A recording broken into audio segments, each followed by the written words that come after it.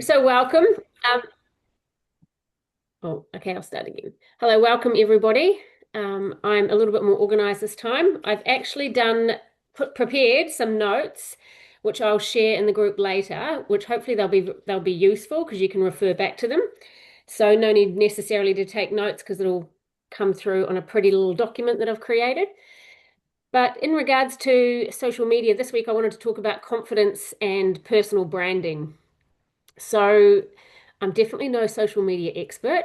I'm only sharing what I'm learning, what I've been testing, and what's been helping me grow, and things that are getting me out of my comfort zone.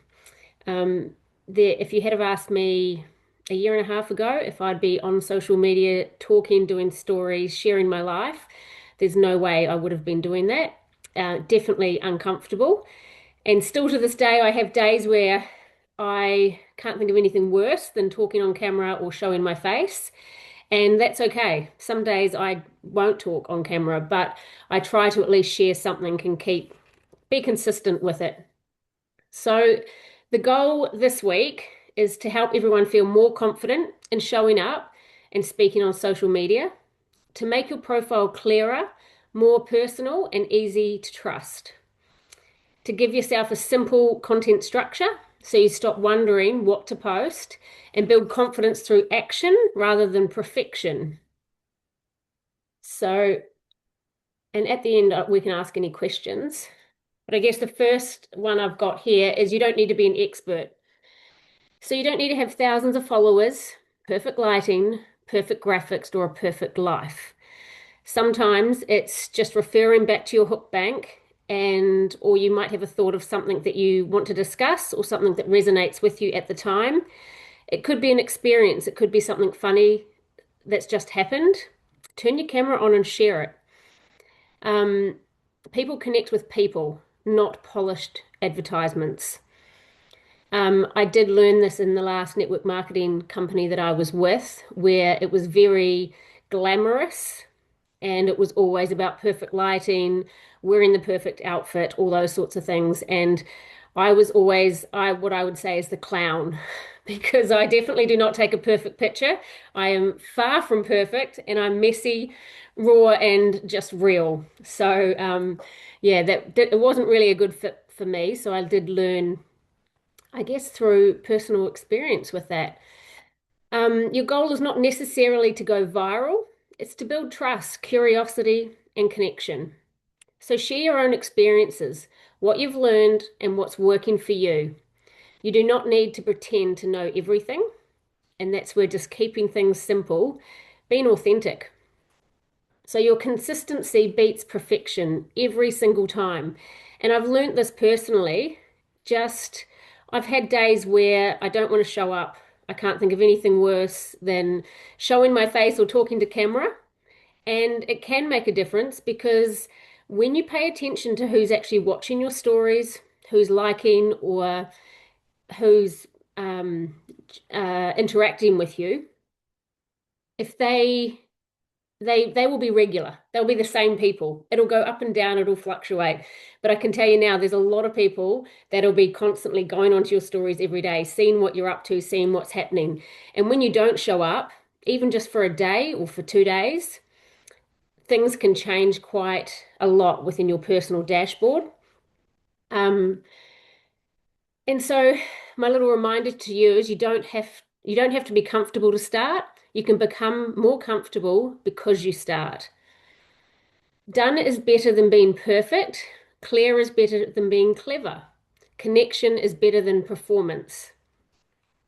So start with you, not oh, sorry, that just echoed a little bit. Start with you, not the business. People will connect with you first. Your page should not feel like a catalog, a flyer, or a constant sales pitch. It'll be the first way to deter people, or people will just unfollow or leave. The business can be part of your brand, but it should never be your whole personality. Share your humor, your lifestyle, your values, your experiences, your opinions, and parts of your life that make you feel you. People love it when you share your opinions on something, or if there's a funny moment or something that's happened. Um, it can create a lot of interaction with people. Share your humor, your lifestyle, your values, your experiences. Oh, I just said that, sorry. Opinions and parts of your life that make you feel like you. Think if the company disappeared, which they're not going to, Zinzino is not going anywhere, but if the company were to disappear or something was to change, would people still follow you? Your aim is to attract, connect, and start conversations, not chase people around the internet. And in regards to the connect and start conversations, I have basically just yesterday, I spent 2 hours on Instagram connecting with people that had interacted on my stories or on my reels. I started conversations with them, and out of that, I've got 5 people onto business calls interested in hearing about the business. And I've also got a handful of people that want to jump onto our customer presentation.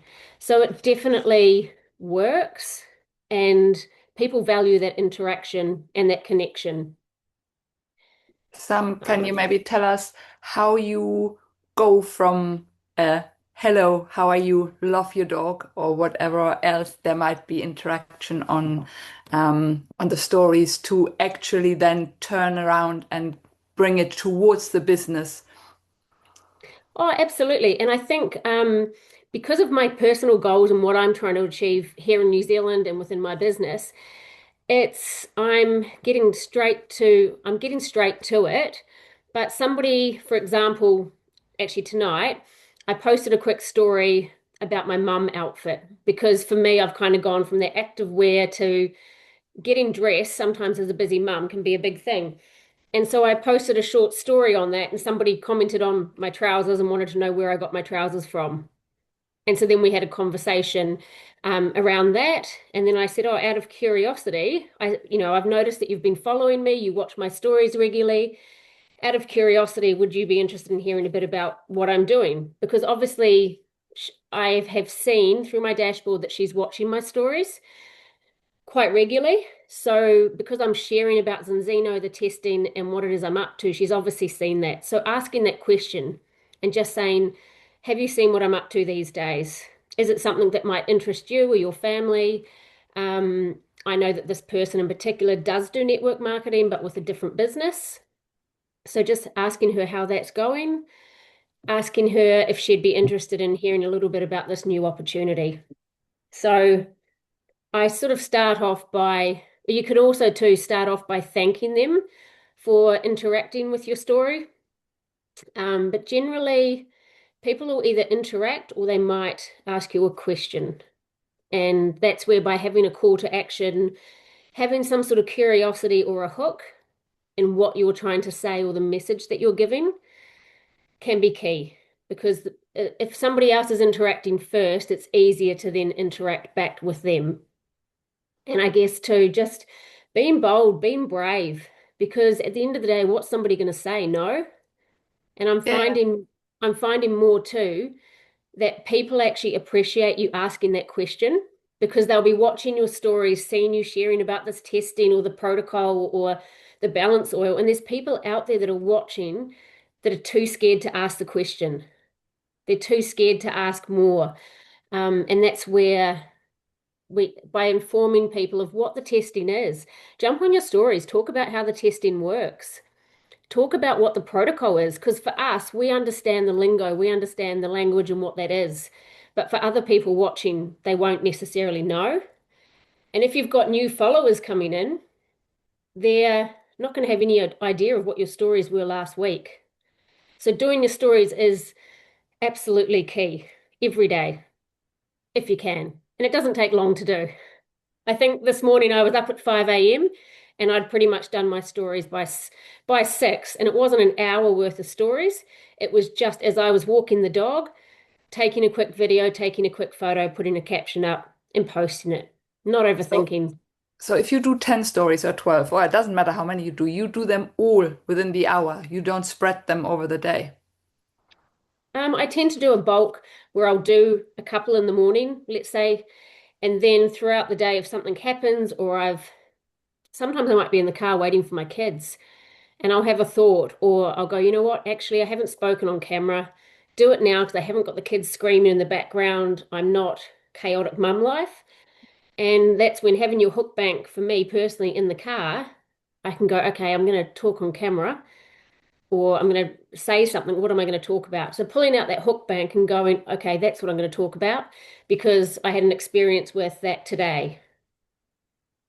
Okay. No, but I think the biggest thing is obviously that we all overthink it, isn't it? So I personally then I'm like, okay, but I can't post this now because I've just posted something and now I'm like theoretically already like 5 cities down the road. I need to leave a gap because otherwise it doesn't make, in my head, I'm just like, I can't go from being in Paris to being in Rome within 2 minutes because there's clearly a time lapse. But who knows when they watch it, but that's kind of like always my thinking. Like it's like, oh, I need to make this chronologically logical, but that's obviously Not necessarily. And I think so this morning, for example, I walked the dog and on your storage, you can take a photo. For me, it was a dark street, but I was able to put the time on there and then I put a little caption on.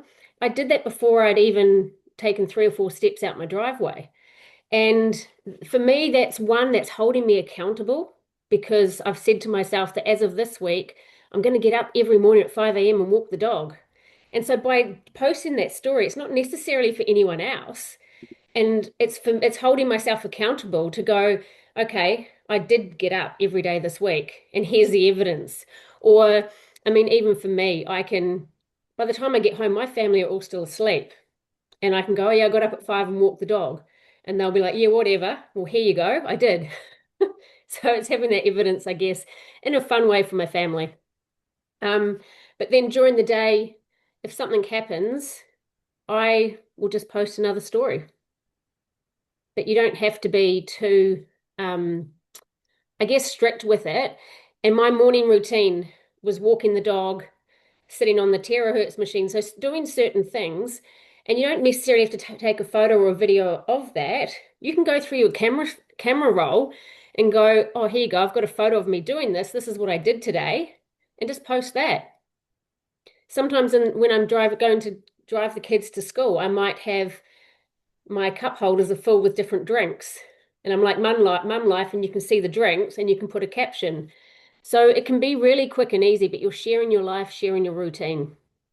And it doesn't have to necessarily be with faces. I was walking my daughter into kindy today holding her hand, and I just I had my phone in my other hand, so I turned the video on and took a short video of me holding her hand walking into kindy. Now I can use that to put on my stories and put a caption with that, but I can also make a reel out of that as well. So you're kind of taking content that you can bank and reuse.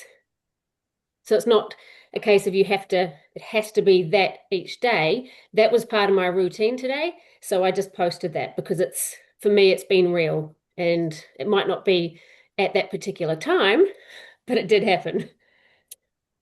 Um, so talking about that, I guess, ask yourself, what do you naturally love talking about?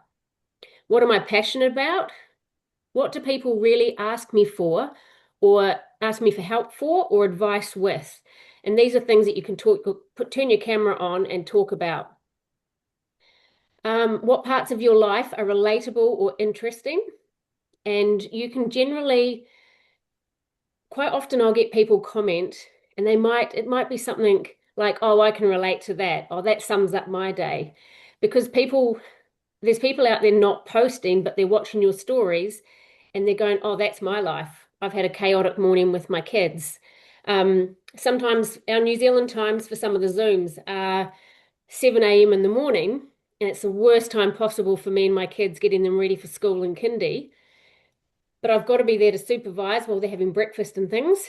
But I tell you, the chaos in the background, sometimes, I mean, the other week I had my daughter hanging off the lampshade behind me. And so it can look all calm and collective, but that's where sometimes you can get yourself one of the little light things and put it on to slow-mo or something and just turn it on and capture a day in the life or behind the scenes. And people love that.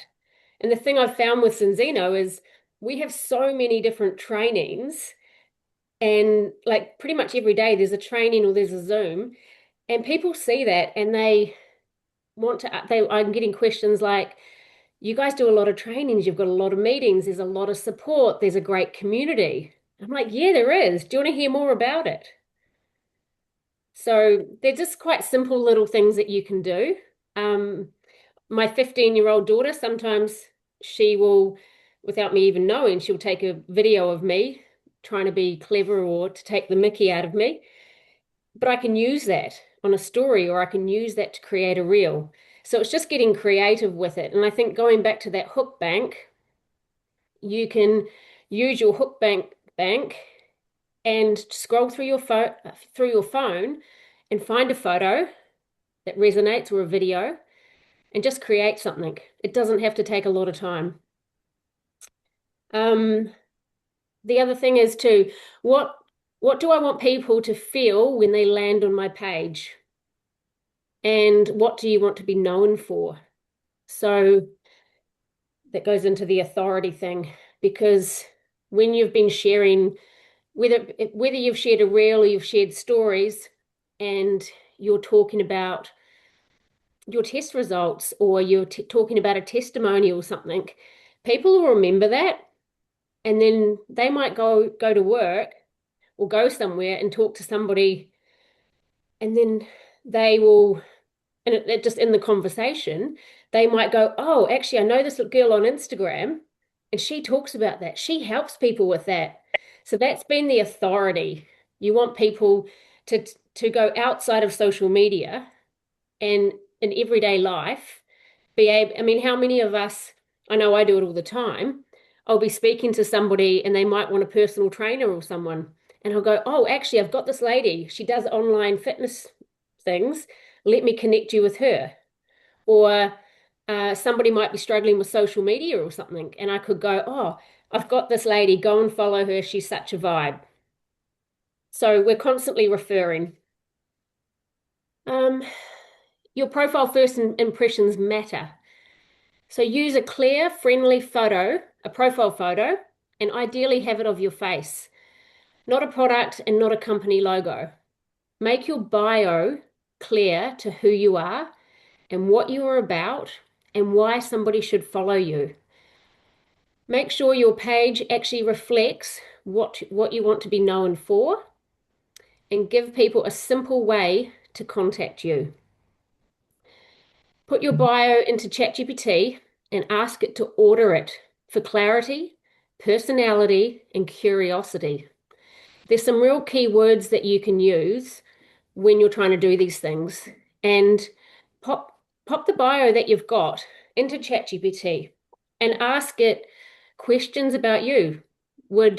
How do I make people interested in what I've got to say? How do I bring curiosity, personality, all these things to it? And it'll give you a number of different ones, and you can play around and make a mixture of those. I personally do an audit on my social media at least once a month. It doesn't take long to do. And it's literally copy and paste your bio, put it into ChatGPT, see if you feel like you should make any changes. And it's not saying you have to, but it's giving you the option or ideas of what you could write. And I say to people, do it, but then only post or change your bio to what resonates to you, what feels like you, because it's got to be authentic. You can also ask a friend or a team member to look at your page with fresh eyes and tell you what they think about it, because that's what other people who land on your page are going to think. So the big question is, if I landed on your page today and knew nothing, absolutely nothing about you, would I want to follow you? Um, choose the next one, choose 2 to 4 simple content pillars. A content pillar is simply something that you can talk about regularly without forcing it. Examples of a pillar are health and wellness, motherhood and family, business and personal growth, fitness and recovery, food and routines, travel, beauty, skincare, mindset, hobbies, and your personal story. In regards to health and wellness, obviously we can share about the protocol and the testing. In regards to fitness, We can share our personal health journeys, food and routines. People love it when you share a short video of you cooking something or post a photo in your stories of what you've cooked. I do get quite a lot of messages, people asking for recipes or asking how I've cooked something in particular. And again, it's that behind the scenes. Turn your camera onto slow-mo, or I think it's time lapse while you're cooking in the kitchen, and put a caption on it. Create a reel out of it. Put it on your stories because you're showing that you're a real person. Um, you do not need 10 pillars. Keep it simple. Pick a few things that generally make up your life. And even if you've got motherhood and family as one of them, you don't have to show their faces. It can be funny little things that they've done, whether it's them dancing or the example of me holding my daughter's hand this morning when I walked her into kindy. I didn't show her face. I mean, I do show her face on social media. Hang on. Sorry.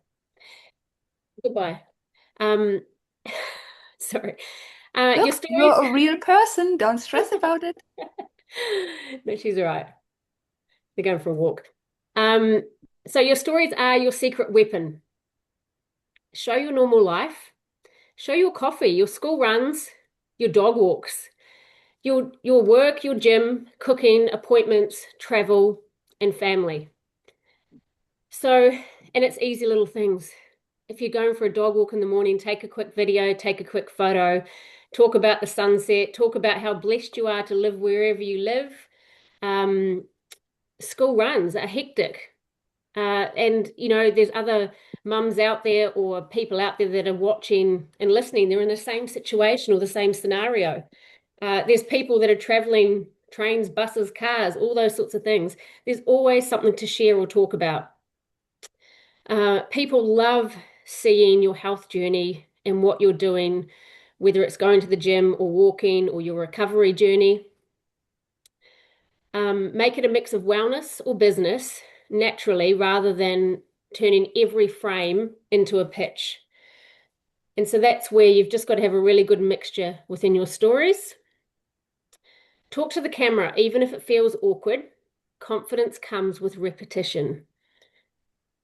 I've got some incredible people that I did a social media course with, and there's one lady in particular, and she turns her camera on every day. She doesn't always talk. She is hilarious. She just dances and she's her own vibe. And I follow her now because I would love to be like her. I just think to have that confidence, to be able to dance like she does. There's another lady that I follow, and I don't know how old she is, but she's an older lady, and she gets on and she just talks real. She's just no BS. She talks real. She is great. And she keeps coming up, obviously, in my feed. So it's just, yeah, the repetition. Use polls, questions, and sliders to start conversations. I do use these, not as much anymore. I don't get a lot of traction from this, but it's another way of people interacting with you. And one of the other things too is if you do a talking reel, it's really good to put captions on. So there's a little thing on the side that you can add captions and you can change the font, you can change that. Now, the reason I say put captions on, and I've done a whole lot of, I've tracked this for a long time, is because there's a lot of people out there that are deaf. There's a lot of people that are at work or on a train or a bus or something, and they can't listen to it. But if you've got the captions, they can lip read, they can read the captions. So having your captions on a talking reel is definitely key. I know for myself, if I'm watching, putting my daughter to bed and she's just about asleep, I might sit and have a look on social media and I can't have the volume up, but I can read stories. Otherwise, people are just going to swipe on. Share your wins, lessons, and behind the scenes and the real messy in between. Save useful stories to your highlights so that new people can quickly understand who you are. So I'm not sure, does everyone know what highlights are on your social media? They're the little circles that are underneath your bio. So you don't want to have too many of those, but they're really handy to have. And you can actually, a really good thing to do, and again, we've tested this, but I've got little pink dots on mine. So instead of having it as a video, you can actually make them into a color. And I think somebody else has spoken about this before, and I'm not great with this, but there's a whole lot of stuff around color. So for me, it's pink. I use a lot of pink in my captions. That's just the color I chose. Everyone's got different colors, and colors obviously have different meanings, but that's not my forte at all. When you post a story, if you're posting a testimonial, you can actually add that to a highlight. And I would recommend having a highlight for testimonials because that's one of the things that people want to see. So in examples of highlights are business and income, testimonials, and then about you. And it just means that if anyone landing on your page who doesn't know you, they can go and have a little look on there and see what you're about. And people do look at them. I actually get quite a few comments from people that have looked at the highlights, and I've sort of at the time can think, how have they seen that? How are we going for time? Yeah, use your highlights. Think of highlights as a quick tour of your world, useful ideas about me, wellness, experiences, a business, Q&A, life and travel, testimonials. Keep them simple. They're there for a new person to get to know you faster. Another good thing to do on your stories is if you notice your followers have increased, even just by 5, it's really good to do a talking story and introduce yourself. Say who you are, what you believe, and what you're about, and welcome your new followers. It goes down really well.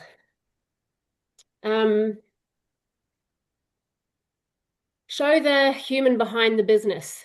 So share your quirks, your humor, your routine, and your personality. Talk about why you are building, not only what the opportunity is. Show the work, which is again, turn on a video of you and your Zooms. Put the camera on when you're sitting there doing your reach outs. So show the work, the conversations, the learning, the Zooms, the events, follow-ups, and team moments. Celebrate progress, not only giant wins. What I've done in the past is when I've had a couple of new, say it's the end of the month, and I've managed to get a couple of new subs on board, and we get that little email, you can actually cut and paste that, put it onto a blank screen, and you're showing that business growth. You're showing that all that hard work that you've been doing, people are actually joining what you're doing. So, and celebrate that. And if those people are following you, it makes them feel good because they go, oh, I was one of those 4. I was one of those 4 that joined her. And same as your new partners. And you don't have to name them, mention them, but putting up or editing that little email that we get to say, congratulations, you've got a new partner or a new sub is really good. Almost there. Engagement, social media is social. So reply to your comments and your DMs. It doesn't take long to do. Be brave and be bold. Ask the question. What are they going to say? No? If they do say no, thank them and tell them it might not be for them. It might be for somebody they know. Is there anyone they can refer you to? Is there anyone that they know or that they can think of that might be interested in the business or might be interested in the protocol or the testing?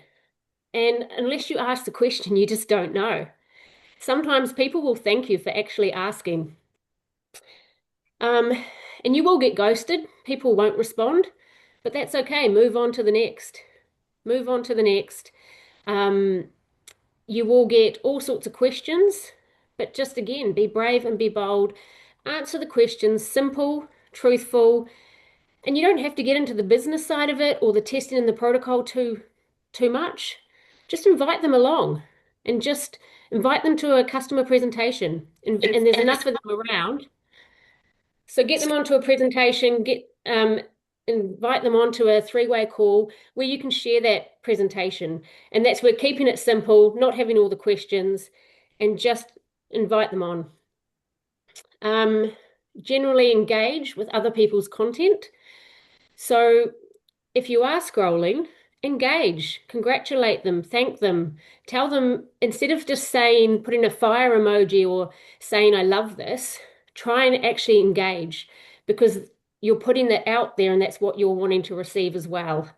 And thinking about what you're sharing, if you're sharing a reel or you're liking on something, think about how you can recreate that to fit you. How could that, how could you recreate that, I guess? Follow accounts in your space that inspire you and give you ideas.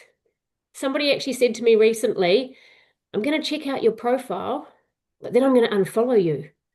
And I said, okay, that's fine. And she said, because I don't follow anybody in the same industry. I said, oh, well, that's a shame because you can get so many ideas from people. And I mean, I know Lynn, for example, a while ago, she did an incredible story sharing or talking about the test or something, and she spoke beautifully and did it way better than I could have done it. So I shared it. And that's the thing, is that we are a team, and somebody else might be creating something that resonates with you or that you love. And if you can't recreate it yourself, share it. Use content that is inspiring, but make it your own rather than copying it word for word. And we're very fortunate these days with ChatGPT and Claude and all those sorts of things because it can help you. But what I would say is don't necessarily copy and paste it, like make it you. It's there to give you ideas, but you want it, and people will notice if you've used ChatGPT. Make it you, make it real and authentic because you'll get more interactions with it. Um, Notice who regularly interacts with you. Build the relationship before worrying about converting anybody. And then post, then stay social. Do not disappear. So for this week, I challenge you all to go and audit your profile, update anything that no longer feels like you, choose a couple of pillars that resonate to you and who you are, create and tidy your highlights, talk to the camera at least once, post something that has nothing to do with the business and let other people know you better. Spend 15 minutes generally engaging and not pitching. And I think I'm at pretty much, oh, okay. So take this into your week. Your social media does not need to look perfect. It needs to feel like you. People need to know you before they trust what you recommend. Show up, share, and connect, then repeat. Simple. Anyway, if anyone's got any questions, we've probably gone way over time. No, perfect. Thank you, Sam.